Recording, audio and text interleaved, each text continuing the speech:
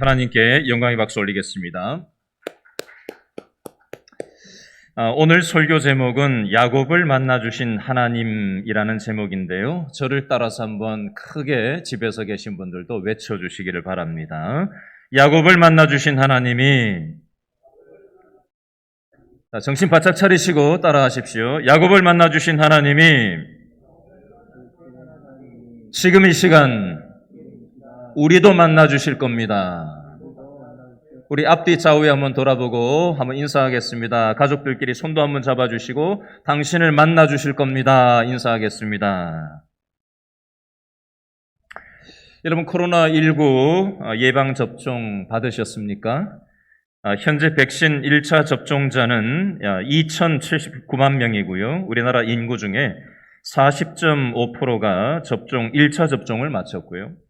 백신 1, 2차 접종을 완료한 사람은 768만 명, 우리나라 인구 중에 15%가 접종을 마쳤습니다. 최근에 직장인 27세 박모 씨에게 온 문자입니다. 질병관리청으로부터 문자 메시지를 받았는데 코로나19 디지털 예방 접종 증명서의 발급 및 저장 본인 확인이라는 문구와 함께 온라인 주소가 하나 찍혀서 왔답니다. 얼핏 보니까 코로나19 접종 본인 확인 이런 단어만 보고는 주소를 누르려고 하다가 문득 정부 기관이 010으로 시작되는 번호로 문자 메시지를 보내는 게 약간 이상해서 확인을 해보니까 이거는 질병관리청에서 보낸 문자가 아니라 질병관리청을 사칭한 사기 문자였습니다. 한국인터넷진흥원에 따르면 최근 질병관리청을 사칭해서 문자 메시지를 이용해서 개인정보를 빼가는 사기 범죄 사례가 속속 발견되고 있다고 합니다. 요즘 코로나19 백신 접종이 활발히 이루어지는 시기를 노린 것으로 보여진다고 합니다. 대표적인 유형은 코로나19 전자예방접종 증명서 발송 완료라는 문자가 온다고 하는데요.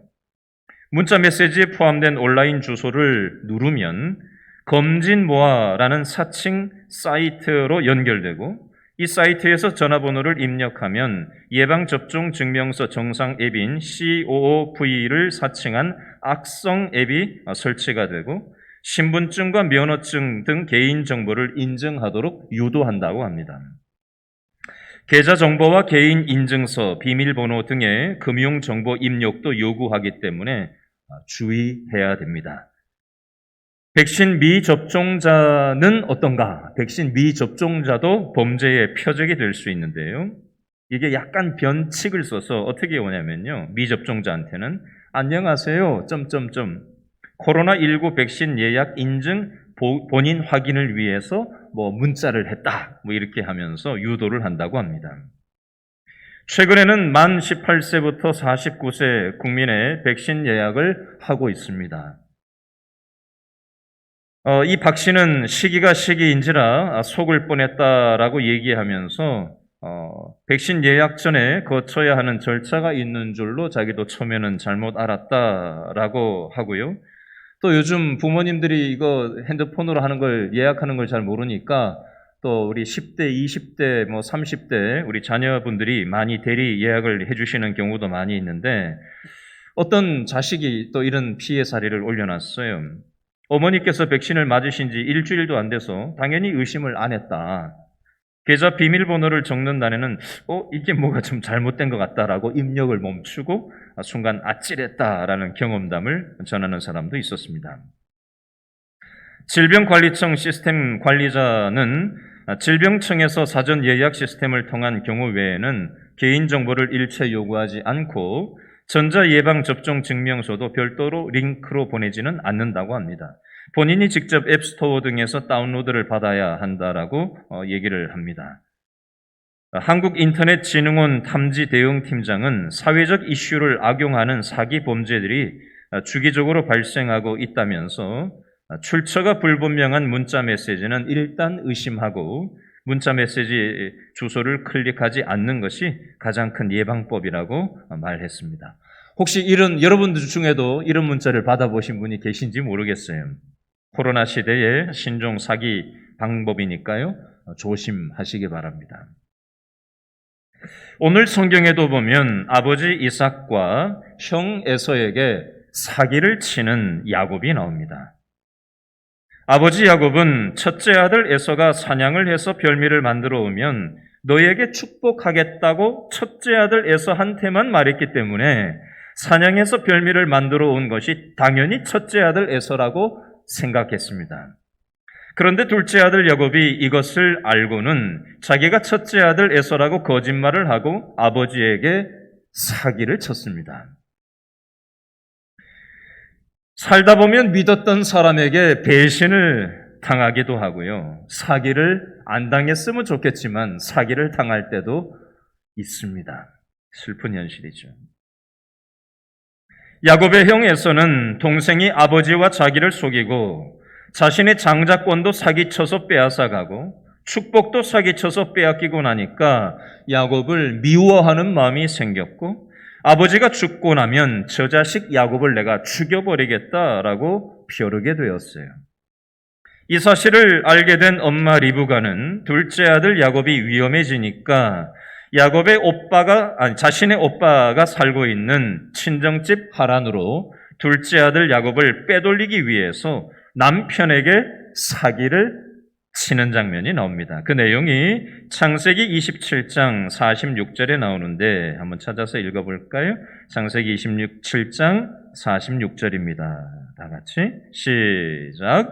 리브가가 이삭에게 이르되 내가 햇사람의 딸들로 말미암아 내 삶이 싫어졌거늘 야곱이 만일 이 땅의 딸들 곧 그들과 같은 햇사람의 딸들 중에서 아내를 맞이하면 내 삶이 내게 무슨 재미가 있으리까. 아멘. 부인 리브가가 남편 이삭에게 뭐라고 말하고 있어요? 창세기 26장 얼른 펴보실래요? 창세기 26장 34절 35절에 보면 첫째 아들 에서가 해쪽 속의 딸과 결혼해서 이삭과 리브가의 마음에 무엇이 되었다고 되어 있죠? 근심이 되었다는 말씀이 나와요. 첫째 아들 에서가 해쪽 속 하나님을 믿지 않는 가나안 사람의 딸들과 결혼해서 지금 우리 가정이 이렇게 쑥대밭이 되었는데 둘째 아들 야곱도 해쪽 속 하나님을 믿지 않는 가나안 사람의 딸들과 결혼시킬 수 없지 않습니까?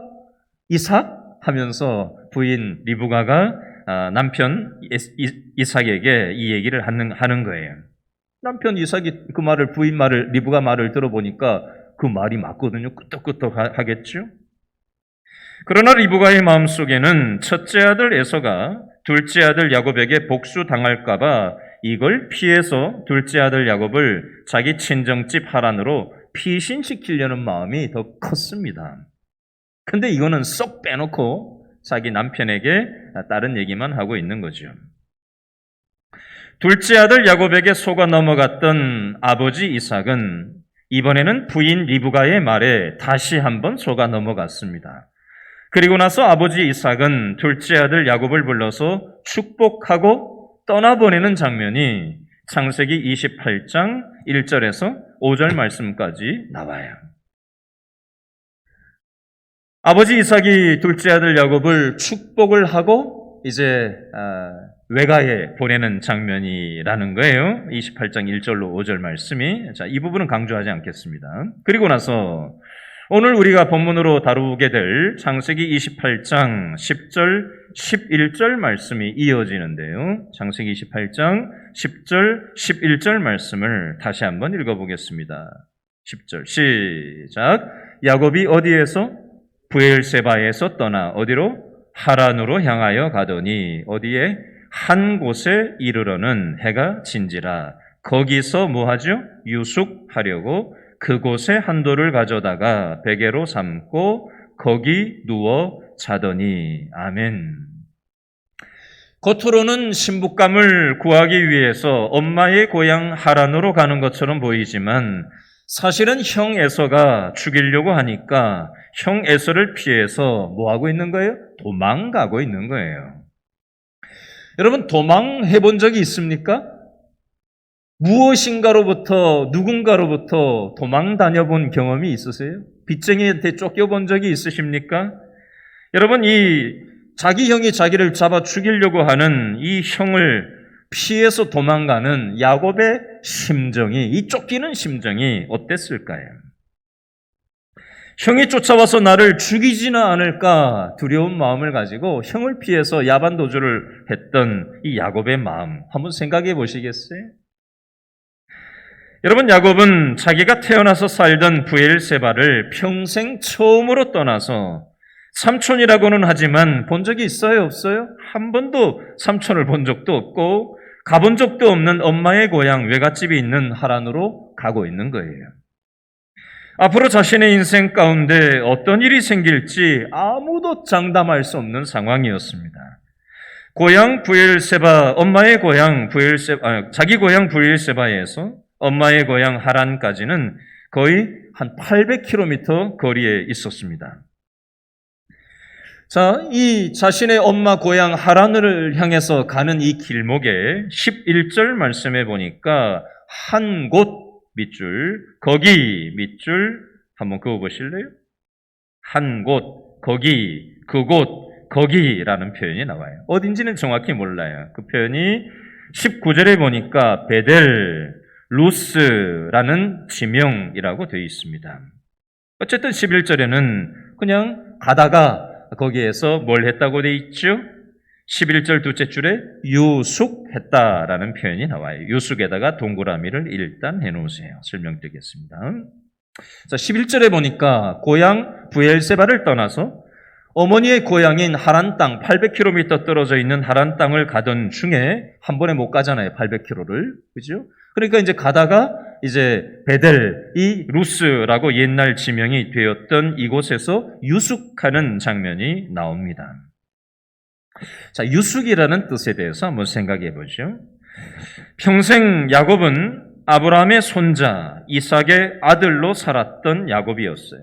부족장의 손주, 부족장의 아들로 야곱은 편안하고 안락한 평생을 살아왔었어요. 근데 야곱은 혹시 형이 자신을 죽이기 위해서 쫓아온다면 마을의 숙소를 잡았다가는 낯선 사람이 혹시 여기 왔냐라고 형이 묻고 자기를 추적해 들어오면 형한테 붙들리기 쉬우니까 사람들 눈에 띄지 않기 위해서 사람들이 없는 광야에서 노숙을 하게 되었던 것으로 보여집니다. 광야는 황량한 곳이에요. 강도들이 있고 위험한 짐승의 위험이 있는 곳입니다. 그래서 어지간하면 마을에 들어가서 잠을 자지 광야에서 노숙을 하지를 않습니다. 그럼에도 불구하고 광야에서 지금 노숙을 했다라는 것은 야곱이 지금 얼마나 형 에서를 두려워했던 것을 알 수 있습니다. 야곱은 형이 자신을 추격해 올 것 같아서 뒤가 두렵고 또 앞으로의 앞날이 불안했습니다. 야곱은 하루아침에 모든 것을 잃어버리고 말았습니다. 여러분, 이 세상을 살아가다 보면 하루아침에 모든 것을 잃어버리고 외롭고 쓸쓸한 상황 가운데 내침을 당할 때가 없었으면 좋겠지만 있어요.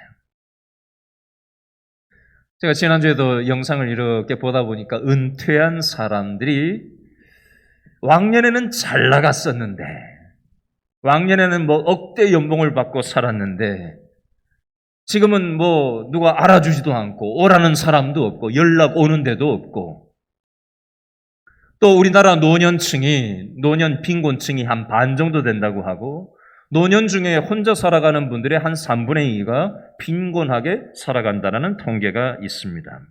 우리나라의 노년의 현실이에요. 살다 보면 몸도 약해지기도 하고 마음이 또 약해질 때가 있잖아요.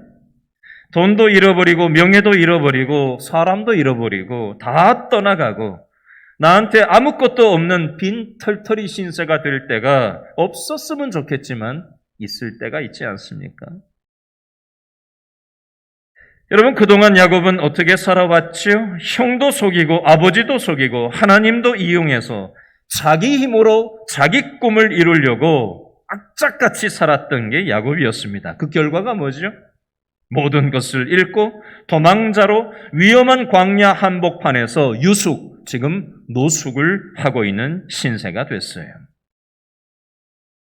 야곱은 자기 힘으로 자기 꿈을 이루려고 사기치면서 살아가다가 지쳐 쓰러져 잠들었을 때 하나님이 꿈속에서 야곱을 만나주고 계십니다. 오늘 본문 창세기 28장 12절과 13절 말씀을 읽겠는데요. 3번 반복되는 단어가 있으니까 생각하시면서 한번 읽어보시면 좋겠어요. 창세기 28장 12절, 13절 말씀입니다. 다 같이 시작. 꿈에 어떻게 했어요? 본즉, 제가 강조했죠. 사닥다리가 땅 위에 서 있는데 그 꼭대기가 하늘에 닿았고 또 어떻게 하죠? 본즉 하나님의 사자들이 그 위에서 오르락 내리락 하고 13절 또 본즉 여호와께서 그 위에 서서 이르시되 나는 여호와니 너의 조부 아브라함의 하나님이요 이삭의 하나님이라 내가 누워있는 땅을 내가 너와 내 자손에게 주리니 아멘. 제가 읽으면서 강조 3번 다 했는데 밑줄 치셨어요? 눈치채셨나요? 12절에 밑줄 그어볼까요? 본즉 12절 둘째 줄 끝에 밑줄 그으세요. 또 본즉 13절 첫 번째에 뭐라고 돼 있어요? 또 본즉 야곱이 보고 또 보는데 뭘 본 거예요? 하나님께서 나타나신 걸 그저 쳐다보고 바라보고 있는 거예요. 꿈속에서 하나님을 그저 쳐다보고 바라보고 있는 거예요. 자기 힘으로 뭔가 하고 있지 않아요. 자기 의지로, 자기 노력으로, 자기의 최선으로 뭔가 아둥바둥 살려고 애쓰고 있지 않다고요. 그 결과는 뭐예요? 광야에서 유숙하고 노숙하는 결과였어요. 다 잃어버리고 도망자로 죽을까 봐 무서워서 가족을 다 떠나서 앞으로 어떤 일이 펼쳐질지 모르는 불안한 앞날을 생각하며 그렇게 빈털터리 신세가 되어서 광야에서 쪼그리고 밤새 자고 있는 이 야곱. 그러나 꿈속에서 보고 또 봤다라는 것은 바로 이건 뭘 얘기하는 거냐면요. 하나님을 본다라는 건요. 뭐예요? 요즘으로 치면 예배를 얘기하는 거예요. 기도를 얘기하는 거예요. 여러분, 예배는요. 우리가 뭔가 하는 게 아니에요. 그렇죠? 예배는 하나님을 보는 시간이에요. 기도는 뭐 하는 거예요? 하나님을 의존하는 시간이에요. 기도가 내가 뭔가 하는 게 아니잖아요. 하나님을 의존하는 시간이잖아요. 예배는 뭐예요? 내가 찬송 부르는 건가요? 내가 하나님 앞에 뭔가 하는 건가요? 아니에요. 예배는 하나님을 보는 시간이에요. 기도는 하나님을 보는 시간이라고요. 지금 야곱은 절망 속에서 하나님을 꿈속에서 하나님을 만나고 있고 하나님만 바라보는 시간을 갖고 있는 것입니다.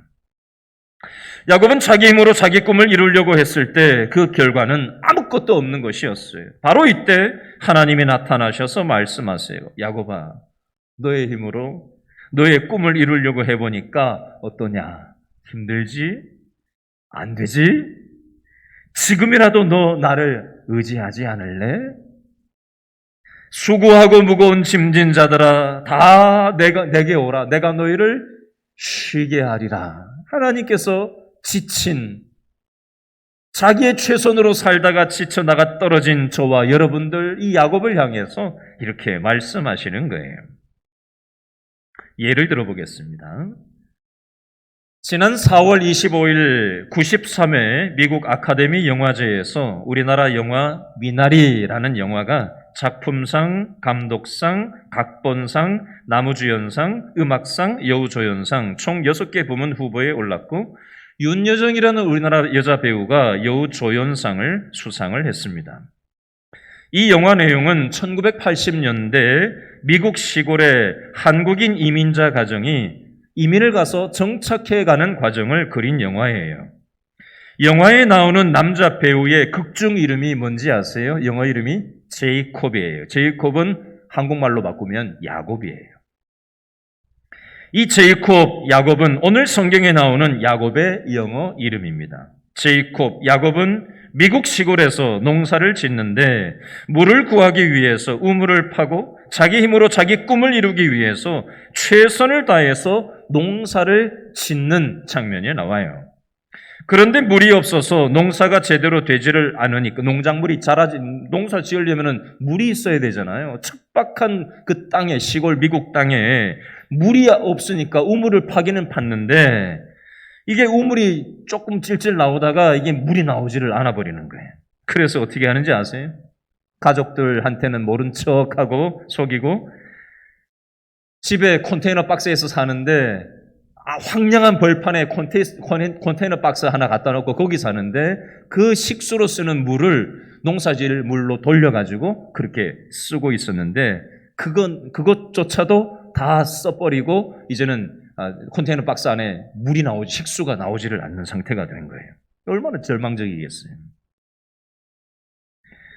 그리고는 얼마 되지 않아서 그렇게 어렵게 수확을 한 농작물을 저장 창고에다가 이제 보관을 해놓고 이게 또 농사를 지었으면은 갖다 팔아야 되는데 아무도 사주지를 않는 거예요. 자꾸 뭐 거절당하고 뭐 이게 제대로 되지를 않는 거예요. 그래서 이제 어떻게 간신히 누가 좀 사가겠다라고 해가지고 연결을 해놓고 이제 집에 딱 들어왔는데 오다 보니까 농작물 수확한 그 저장 창고가 불이 붙어가지고 다 홀라당 타는 그런 장면이 영화에 나와요. 아주 막 절규하고 절망하는 장면이 나옵니다.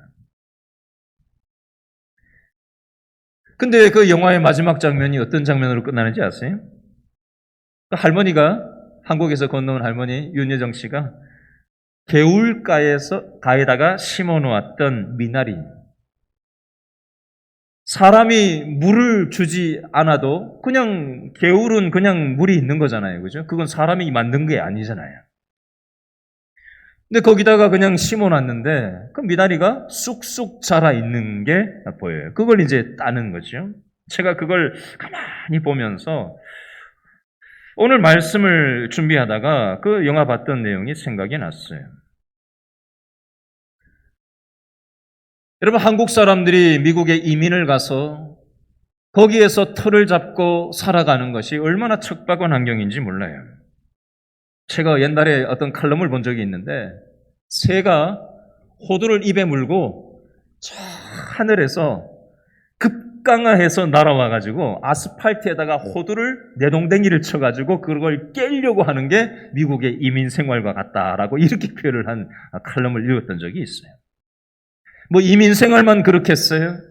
이 세상을 살아가는 게 얼마나 만만치가 않습니까? 가면 갈수록 더 책임져야 될 것도 많고 참 이 코로나라는 게 생길지 누가 알았어요? 이게 이렇게 오래 갈지 누가 알았냐고요. 백신만 맞으면 괜찮을 줄 알았는데 뭐 변이 바이러스 돌파 변이가 나오고 또 뭐 감마 변이가 나오고 뭐 도대체 뭐 앞으로 세상이 어떻게 돌아가려고 이러는지 참 사람의 최선, 사람이 신약을 개발하고 백신을 개발하고 자연을 개발하고 뭐 인공위성을 쏘아 올리고 해보지만 사람의 최선이라는 것이 얼마나 보잘것이 없는지 우리는 이런 코로나 시대에 우리는 깨닫게 되는 거 아닙니까? 여러분, 이민자들, 이 영화 미나리 나오는 이 제이콥, 야곱이 최선을 다해서 우물을 파고 농사를 지었지만 아무것도 손에 잡을 수 없었고 다 풀에 타서 절망하고 있었을 때 그 개울가에 심어놓은 그 미나리가 자연스럽게 자라는 이치는 그 영화에서 뭘 얘기하려고 하는지 제가 이렇게 저렇게 내용을 좀 찾아봤더니 하나님의 은혜를 얘기를 하려고 한다라는 것을 제가 좀 찾아봤어요. 이 제이콥 영화에 나오는 이 야곱은 자신의 욕심, 또 부부간의 그 영화에서 부부 갈등이 또 나오거든요. 또 이민 생활을 하면서 상처받아가지고 시골로 들어가서 사는 장면도 나오거든요. 여러분, 그 사람만, 그 영화에 나오는 그 주인공만 그런 게 아니잖아요. 저와 여러분도 이 세상 살다 보면 상처라는 걸 받지 않습니까? 가정 안에서 성장 과정에서 받는 상처도 있고 부부 안에서 상처를 주고받을 때도 있고 부모 자식 간에도 상처를 주고받을 때가 있지 않아요? 형제 간에도 피를 나눈 형제 간에도 상처를 주고받고 살고 있지 않습니까? 교인들 간에도 상처를 주고받고 있지 않아요? 직장 생활하면서 얼마나 스트레스가 많고 갈등이 많습니까? 또 우리의 욕심이라는 게 있지 않아요? 신앙생활을 해도 끊임없이 욕심이라는 게 밀고 표출되지 않습니까? 영화 미나리의 주인공 제이콥, 야곱도 욕심이 있었고요. 갈등이 있었고요. 상처가 있었어요. 그러나 그럼에도 불구하고 하나님은 개울가에 심어놓았던 미나리가 자연스럽게 인간의 노력과 관계없이 자라는 이치처럼 오늘 창세기 28장 10절로 22절에 나오는 이 제이콥, 야곱이 역시 자신의 꿈을 자기의 수단과 방법으로 이루려고 아버지한테 사기를 치고 형한테 사기를 쳐서 자기가 무언가 일궈내고 만들어 보려고 복을 받으려고 했지만 아무것도 얻을 수 없었고 도망자로 앞으로 어떤 일이 펼쳐질지 알지 못하는 불안한 현실 앞에서 절망하고 유숙하고 광야에서 노숙을 하고 있었을 때 하나님께서 하나님의 은혜로 이 야곱 제이콥에게 찾아와 주고 계시다라는 사실입니다. 여러분, 저는 지난 한 주간 휴가를 보내고 왔어요. 시골에 가서 며칠 지내고 왔는데요. 시골에 제가 가서 산에 올라가서요. 산에 가서 가시나무를 베고 좀 잡초를 제거를 하고 좀 그 일을 좀 하고 왔어요. 새벽 일찍, 너무 요즘 며칠 더웠잖아요. 지난 한 주간 얼마나 더웠어요. 저희 아버님, 어머님이 지금 이제 80대가 되셨는데 지금도 그렇게 새벽 예배만 마치면은 산에 밭에 가셔가지고 그렇게 일을 아침 드시기 전까지 몇 시간 동안 그렇게 땀을 흘리고 일을 연세가 되셨는데도 열심히 하시는 분들이세요. 그 척박한 땅을 개간을 하고 그것을 농사 지을 땅으로 만드는 그 과정, 얼마나 힘들었겠는지 제가 이번에 가서 몇 시간 동안 잠깐 일하면서 뼈저리게 느꼈어요. 제가 제 몸에 난 상처를 보여드릴 수는 없는데요. 제 지금 무릎 밑으로 이 다리 전체를 보면 상처가 제가 대략 세보니까 한 200군데 정도는 상처가 난 것 같아요. 가시에 찔리고 가시에 긁히고 벌에 쏘이고 상처가 보통 많이 난 게 아니에요 지금. 그럼 몇 시간 잠깐 일했는데 그렇게 많이 상처가 온몸에 나더라고요. 제가 그걸 겪으면서 우리 아버지가 이 척박한 땅에서 이걸 개간하고 이걸 일궈내기 위해서 얼마나 힘드셨을까 그 생각을 해보았어요. 오늘 창세기 28장 13절 말씀해 보니까 아브람 너의 조부 아브라함의 하나님 그리고 아버지 이삭의 하나님이라는 표현이 나와요. 저는 이걸 묵상하면서 저의 육신의 아버지를 한번 생각해 봤어요. 저희 아버님도 젊었을 때는 신앙생활을 하지 않았지만 이제 결혼하면서 결혼하기 막전부터 총각 때부터 이제 신앙생활을 하시고 또 지금까지 수많은 어려움들이 있었지만 하나님께 의지하고 예배하고 기도하면서 하나님의 은혜로 여기까지 이렇게 오신 분이거든요. 아버지가 살아온 그 길을 제가 가만히 이번 휴가 기간에 생각을 해보고 제 몸에 난 상처와 그 어려움들을 보면서 참 수많은 아버지가 지금 여기까지 오는 데 있어서 어려움이 있으셨겠지만 하나님을 바라보고 또 하나님을 바라보고 또 하나님을 바라보고 하나님께 예배하고 두 분이 새벽제단 쌓으시면서 지금 여기까지 이렇게 오시게 됐구나라는 사실을 생각을 해보게 되었습니다. 여러분, 야곱은 오늘 본문에서 뭘 깨달아야 되냐면요. 할아버지 아브라함의 하나님, 아버지 이삭의 하나님이 아니라 나의 하나님을 경험해야 되는 거거든요. 야곱의 하나님이라는 표현은 아직 안 나오잖아요. 그렇죠? 자, 이런 야곱을 향해서 하나님께서 꿈에 나타나셔서 뭐라고 말씀하시는가? 15절 말씀을 다 같이 읽어보겠습니다. 창세기 28장 15절 말씀 시작. 내가 너와 어떻게 한다? 함께 있어. 첫 번째, 내가 어디로 가든지 너를 뭐하며? 지키며 너를 이끌어 이 땅으로 두 번째 뭐하게 한다? 돌아오게 할지라. 내가 내게 허락한 것을 다 이루기까지 너를 떠나지 아니하리라 하신지라. 아멘.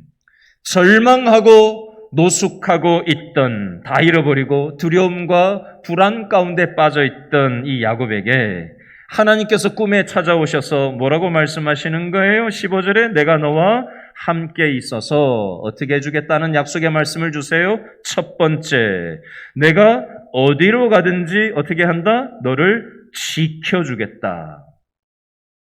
야곱은 지금 어떤 두려움이 있었죠? 뒤에서 누가 쫓아온다?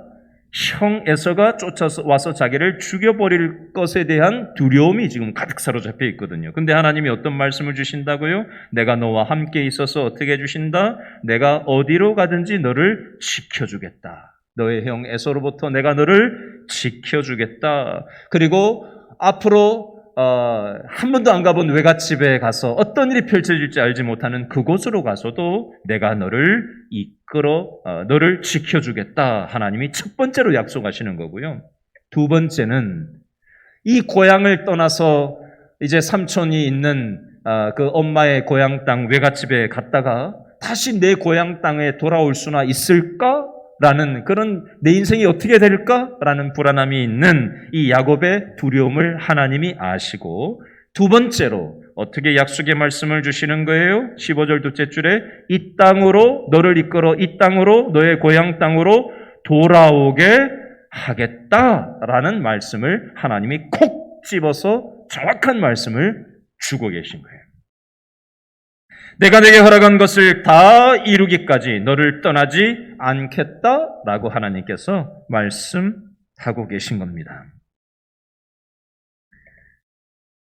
하나님께서는 야곱이 고민하고 있는 것을 정확하게 알고 계셨어요.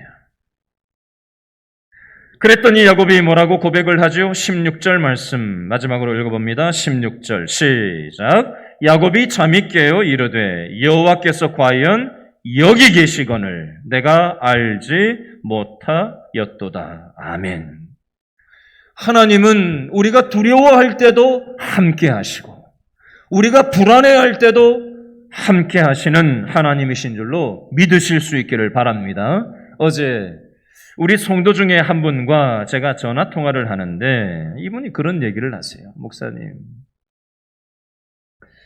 지금 제가 불안하고 두려운 게 있습니다. 그러나 하나님을 바라보고 의지하면 하나님께서 이 용어를 쓰셨어요. 승리하게 하실 줄로 믿습니다. 이 얘기를 저한테 어제 하시더라고요.